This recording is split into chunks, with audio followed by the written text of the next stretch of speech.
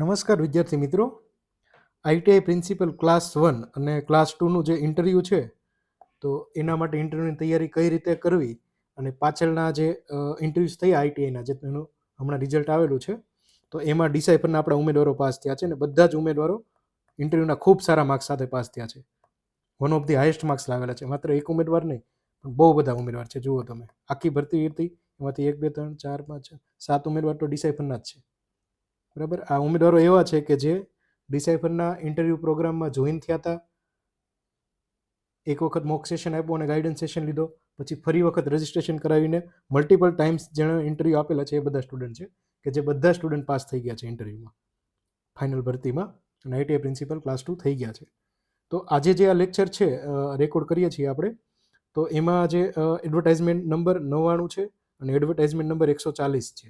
તો આ બંનેના જે ઇન્ટરવ્યૂ માટે એલિજિબલ છે સ્ટુડન્ટ્સ, તો તેમણે ઇન્ટરવ્યૂમાં શું શું ધ્યાન રાખવું અને કઈ રીતે તૈયારી કરવી જોઈએ એ બાબતનો લેક્ચર છે.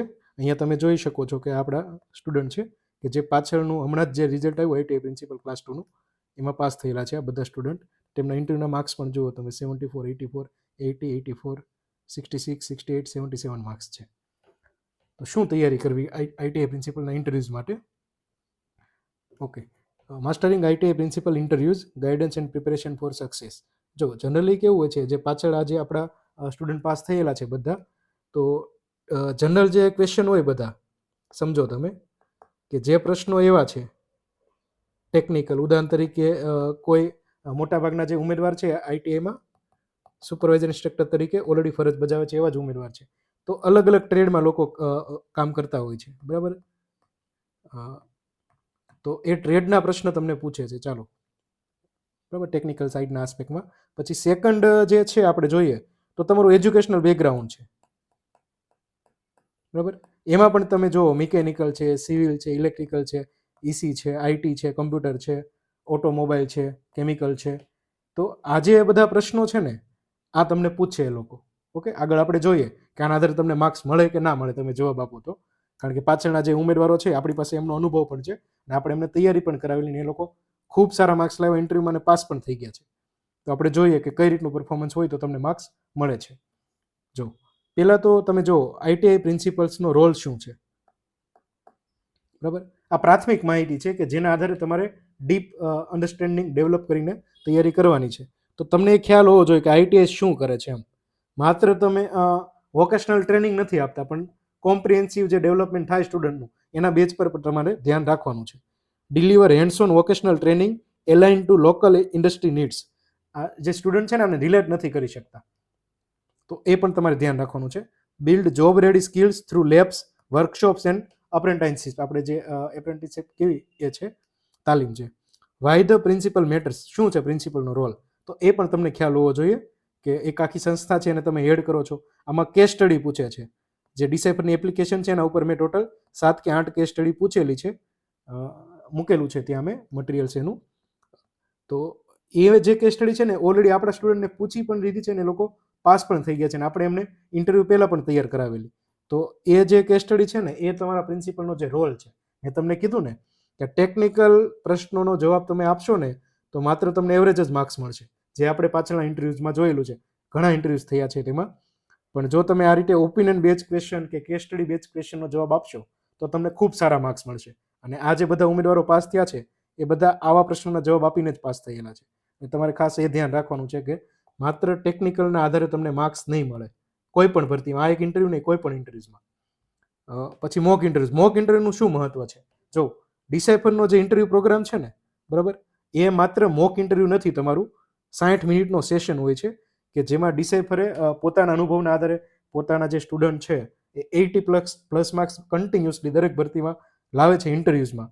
તો એના અનુભવના આધારે એક ફોર્મ ડિઝાઇન કરેલા છે. એક છે પીટી ફોર્મ.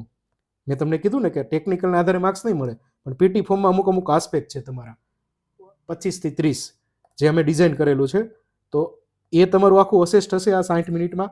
પ્લસ તમારી પર્સનલ પ્રોફાઇલ, કારણ કે ઇન્ટરવ્યૂ છે ને પર્સનલાઇઝ થઈ ગયા છે અત્યારે, વ્યક્તિગત પ્રોફાઇલના આધારે પૂછે છે. તમે જે ઇન્ટ્રો આપો ને, સેલ્ફ ડિસ્કવરી ફોર્મ, આપણે જે એથિકલ આસ્પેક્ટ છે કે કરપ્શન બેઝ ક્વેશ્ચન છે, મોરાલિટી બેઝ ક્વેશ્ચન છે, તો આ દરેક ક્વેશ્ચન તમને ઇન્ટરવ્યુમાં પૂછશે અને આના આધારે છે ને તમને માર્ક્સ મળશે. માત્ર ટેકનિકલ પોર્શનના આધારે એવરેજ માર્ક્સ જ મળશે તમને.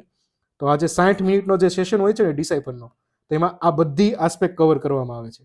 માત્ર તમારું મોક સેશન નથી, it is a mock cum guidance session 60 મિનિટનું, કે જેમાં તમને કોઈ એવો આસ્પેક્ટ બાકી ના રહે તૈયારીનો કે જે તમને રિયલ ઇન્ટરવ્યુમાં પૂછે ને તમે એને ફેસ ના કરી શકો. ઓકે, જો ખાસ બાબત છે ટ્રેડ્સ, કે કોર ટ્રેડ્સ હોય છે મોટાભાગની આઈટીઆઈમાં, કે મિકેનિકલ બેકગ્રાઉન્ડ રિલેટેડ આપણે જોઈએ તો ફિટર છે, ટર્નર છે, પછી ઓટોમાં જોઈએ તો ડીઝલ મિકેનિક છે, ઇલેક્ટ્રિકલમાં જોઈએ તો વાયરમેન છે, ઇલેક્ટ્રિશિયન છે. ઘણા ઉમેદવારોને પૂછ્યું કે what is the difference between electrician and wireman. They are not able to answer this question.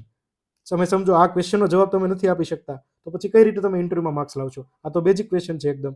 તો એ તમારે એક લેવલ ઉપર જઈને તૈયારી કરવાની છે ઇન્ટરવ્યુની. કારણ કે you are going to had the institution. તમે એક સંસ્થાને હેડ કરવાનો છે. You are going to become the gazetted officer. IT તો એમાં જે કોપા ટ્રેડ છે, ઘણા ટ્રેડ આવે છે રિલેટેડ, પણ આ એક એક્ઝામ્પલ છે કે એ બાબતો પણ તમારે બેઝિક્સ તૈયાર કરવાના છે તેના.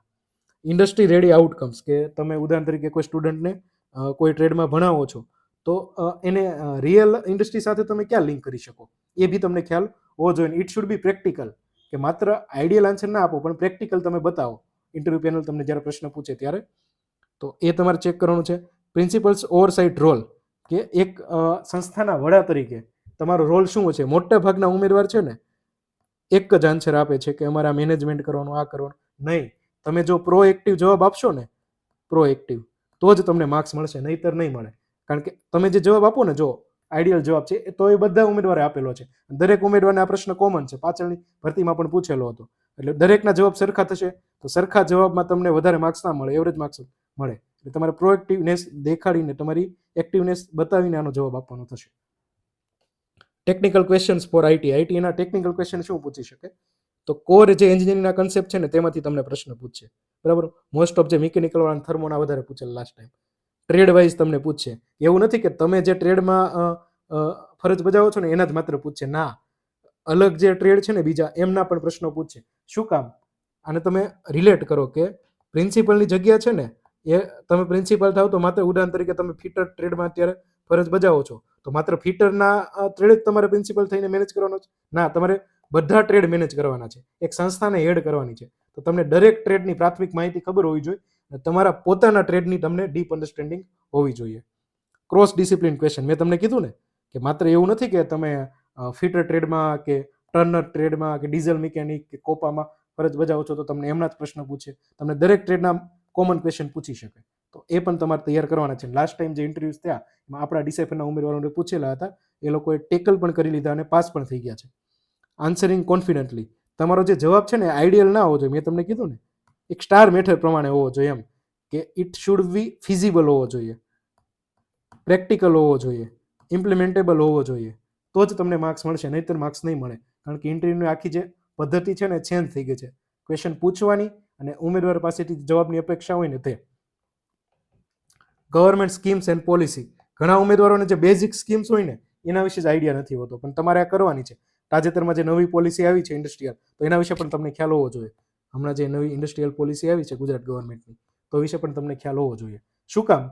ઘણા ઉમેદવાર એમ કે આઈટીઆઈ પ્રિન્સિપલ તરીકે અમારે ઇન્ડસ્ટ્રીયલ પોલિસી શું કામ જાણવાની? પણ સમજો, તમે જે સ્ટુડન્ટને સ્કિલ્સ રેડી કર્યા છે તો એ નોકરી લેવા માટે ક્યાં જશે? ઇન્ડસ્ટ્રી સાથે. એક સંસ્થાના વડા તરીકે તમારું પણ લાઇઝનિંગ હોવું જોઈએ નજીકની જે ઇન્ડસ્ટ્રી છે, કે જેથી તમે તમારા તાલીમાર્થીઓ છે એનું ત્યાં પ્લેસમેન્ટ કરાવી શકો. તો સ્કીમ જે પ્રધાનમંત્રી કૌશલ વિકાસ યોજના છે, એનએપીએસ છે, એનસીવીટી છે, જીસીવીટી છે, એનએસક્યુએફ છે, આ ખ્યાલ હોવો જોઈએ તમને.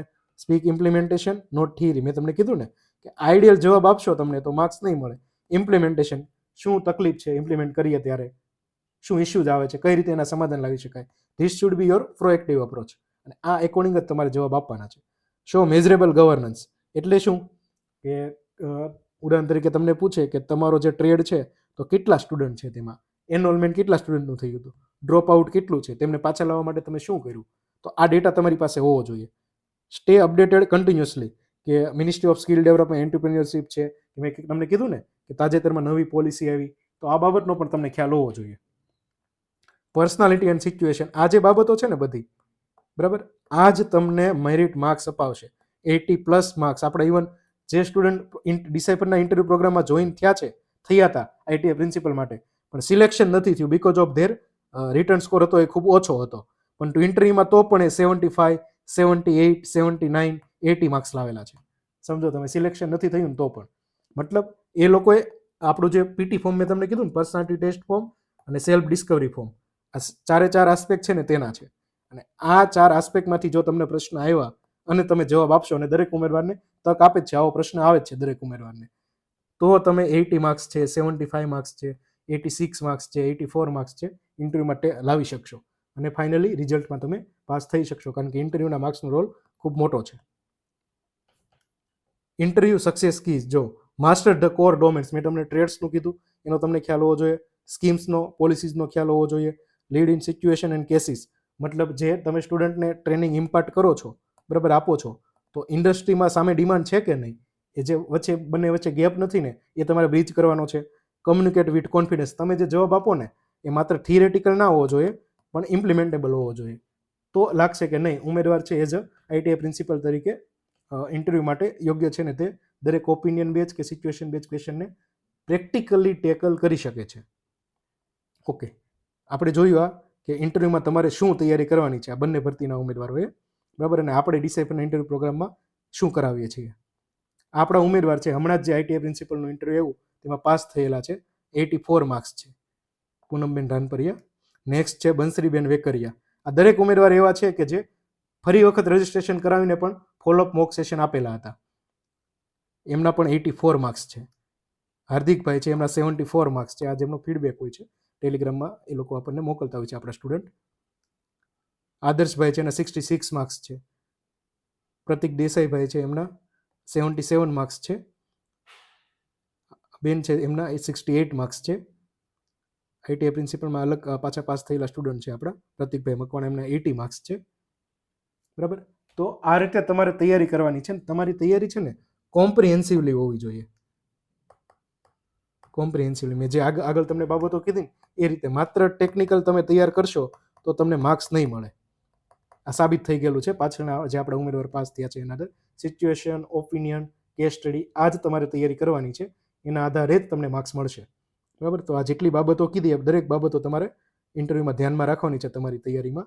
અને જે લોકોએ ડિસાઇફરના જે ઘણા સ્ટુડન્ટના મેસેજ હોય છે કે કઈ રીતે જોઈન થવું, તો તમે ડિસાઇફર એકેડમીની એપ્લિકેશન ડાઉનલોડ કરી શકો છો પ્લે સ્ટોરમાંથી આ રીતે. અને તેમાં ઘણા ઇન્ટરવ્યુઝ પ્રોગ્રામ હશે, ઘણી રિક્રુટમેન્ટના. તો એમાં જે આઈટીઆઈ પ્રિન્સિપલ ક્લાસ 1 લખેલું છે, તો બંને જે એડવર્ટાઇઝમેન્ટ નંબર છે એના સ્ટુડન્ટ એમાં જોઈન થઈ શકે છે આ એપ્લિકેશન ડાઉનલોડ કરીને. તેમાંથી પ્લે સ્ટોરમાંથી ડાઉનલોડ કરવાની, એમાં સ્ટોર ઓપ્શન આવશે, તેમાં આઈટીઆઈ પ્રિન્સિપલ ક્લાસ 1નો છે ને, એમાં જે ક્લાસ 2 માટેના સ્ટુડન્ટ છે ને, જે પીએચ માટેની અલગથી ભરતી છે દિવ્યાંગજન માટેની, એ ઉમેદવાર મિત્રો પણ તેમાં જોઈન થઈ શકશે. ઓકે, અને આપણી ટેલિગ્રામ ચેનલ છે ડિસાઇફર @ડિસાઇફર જીપીએસસી, તો ટેલિગ્રામમાં પણ તમે જોઈન થઈ શકો છો. Thank you.